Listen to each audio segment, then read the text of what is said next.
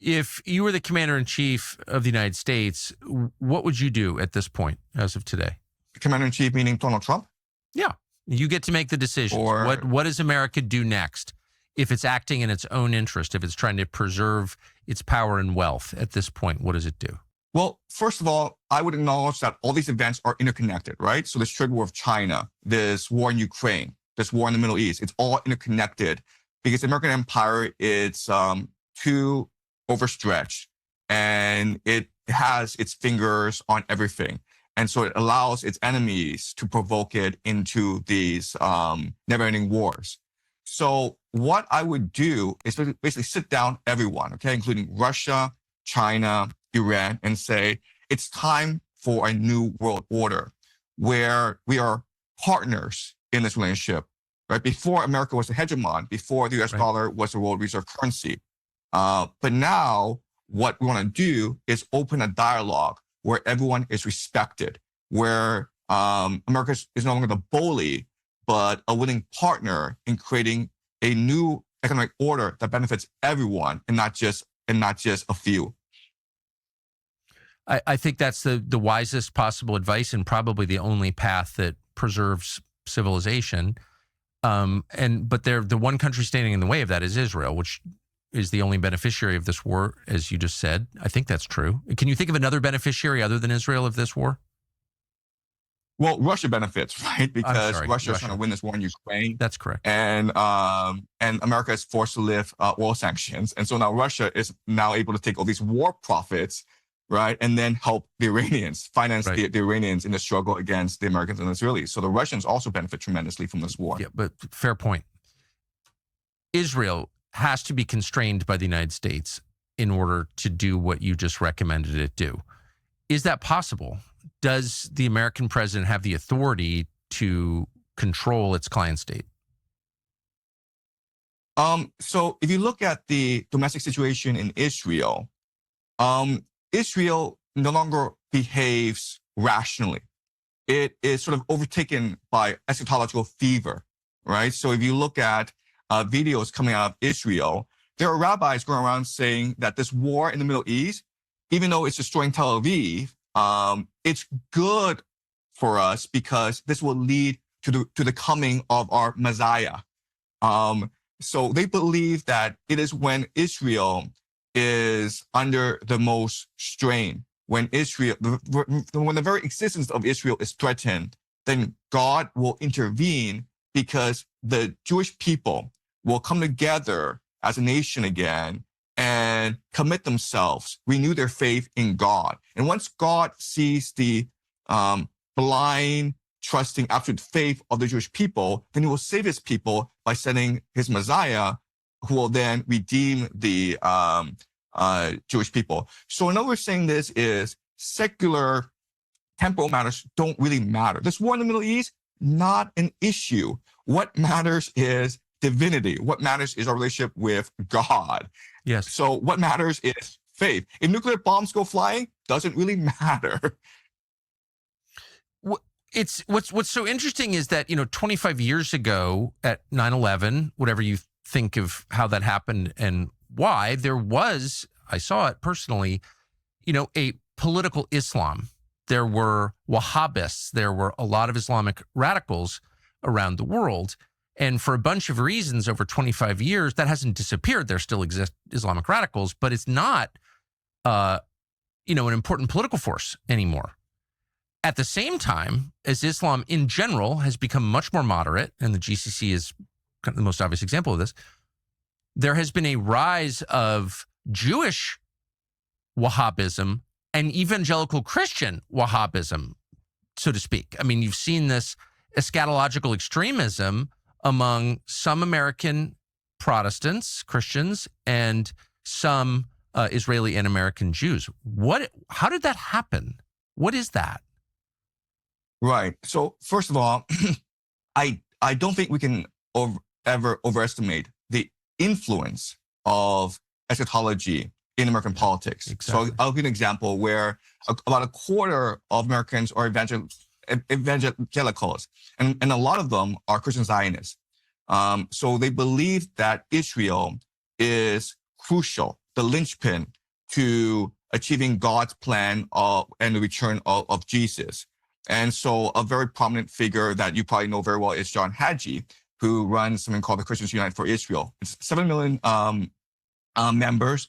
And these are the people who are financing a lot of the conflict in the Middle East, in Israel, because they're the ones who are funding West Bank settlements. And so Christian Zionism, it is an extremely powerful political force in America. So your question is, how did this happen? And Yes. the issue is that this is a plan that has been in motion for centuries, and it's a very complicated history, but it involves different religious groups among the Jews, Septime Frankists, Shabbat Lubavitch, which you've talked about, but also it involves the Freemasons, the Knights Templars, the Rosicrucians. It involves the Jesuits. So you have these different secret societies, different religious organizations working together through the centuries to achieve this plan for the end of the world, which heralds the Messianic age, okay? And there are different components of this plan, but the basic components are, one is the creation of the nation state of Israel, which happened in 1948. And then you need to have the building of the third temple, which requires the destruction of the Al-Aqsa Mosque, which is actually, which could happen during this war, given what we've seen so far. So the Israelis have closed off the Al-Aqsa Mosque, as well as other religious sites like the Church of Holy Sepulchre, to tourists these past few days. There's rumors that for the past 2 years, the Israelis have been conducting these archaeological digs under the Al-Aqsa Mosque to basically destroy the foundations of the mosque, so that they can conduct a controlled demolition of the mosque and blame it on a missile strike from the Iranians. And there's actually talk among the Israelis of using this plan to ignite a war between the Arabs and the Persians. So the Al-Aqsa Mosque needs to be destroyed for the third temple. They also talk about this war of Gog and Magog between Israel and the entire world. Then the coming of the Jewish Messiah, the creation of the Greater Israel Project, the return of all Jews from the diaspora. So there are different components to this plan. If you just observe geopolitical events, we're seeing these events converge together today. I mean, all these events are playing out. So it seems as though there are these very powerful shadow forces working behind the scenes. We don't know who they are, but it seems as though they're able to control geopolitics in a certain manner as to fulfill their eschatological script. What role do you think Donald Trump plays in this? That's a really hard question to answer. So let's look at different possibilities. Okay, the first possibility is that he's been employed as an actor and he's just following a script, but he doesn't really know where this movie is going. He's just doing his part, but he's manipulated behind the scenes by people around him. And when reporters asked him, like, why is this war in Iran happening? He did say that his advisors, which include Steve Witkoff, Jared Kushner, Peter Hegseth, Marco Rubio, told him that the Iranians were so close to getting a nuclear weapon and that the Iranians were going to attack first. And so I was basically misled. And I think that's probably true, in that Trump surrounds himself with certain people that have a certain political eschatological agenda. So that's one possibility, that he's just an actor. Another possibility is that he himself has a messianic calling. Okay, and what I mean by that is, if you go back to January 2021, he was politically dead, right? Because the January 6th riots happened. He was impeached twice, and then after he left office, there was lawfare conducted against him, and he went bankrupt. So it was as though the entire world went against him. But now he's president of the United States. And so how would he personally understand this? I think a lot of it is God has asked him to serve. There's a call to serve. and he has to fulfill a mission. But what this mission is, okay, what this mission is, whether it's to save Israel, whether it's to save America, whether it's a part of a grander scheme, only he in his heart knows. And I think no one except him knows, okay? So I think that's another possibility. And the third possibility is that this is all Israel's doing. Netanyahu is the one who's forced him into this sort of situation because the Israelis attacked first.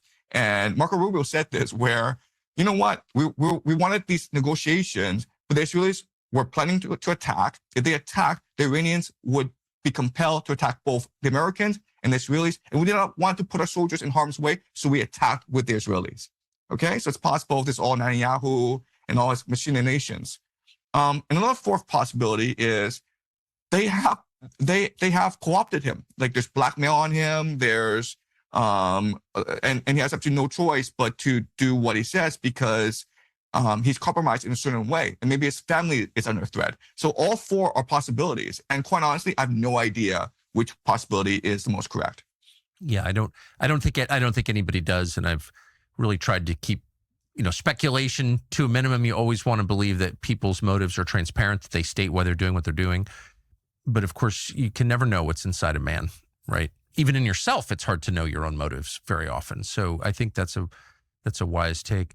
People seem to be more inflamed, not just emotionally, but physically, and more tired than ever. And food is part of the reason. Bad food, tastes good, but not good for you. For most of human history, people ate actual food, stuff that your body recognizes, but now you eat a ton of chemicals.